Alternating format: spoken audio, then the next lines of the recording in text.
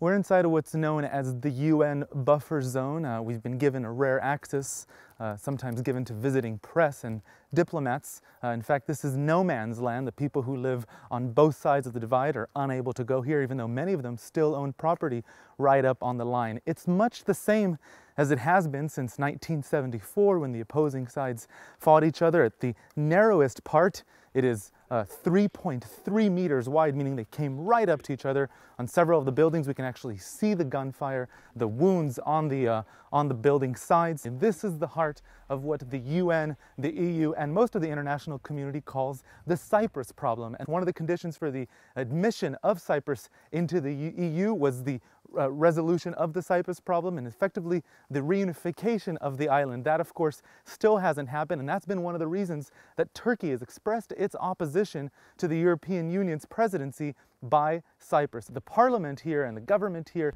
is supposed to cover the entire island, but the UN calls that area, and the EU refers to the north part, as non-governed territory. The international community wants to see the official Republic of Cyprus responsible for the entire island, and there are a number of issues that need to be resolved, including compensation for people who have lost their property, including direct flights to the northern part of Cyprus. There are some 40,000 Turkish forces there. The Greek-speaking Cypriots of the Republic of Cyprus want to see those forces gone. Not too far away along the east coast is the city of Famagusta and the area of Varusha. It is under Turkish control. The area is fenced off with all the old buildings as it was 40 years ago when the Cypriots fled. Re-inhabiting that area, turning it into a tourist zone, could indeed create a number of jobs, which might be significant now that unemployment rate in the Republic of Cyprus has reached 10.8%. That could be enough to get both sides back to the negotiating table to resolve the Cyprus problem.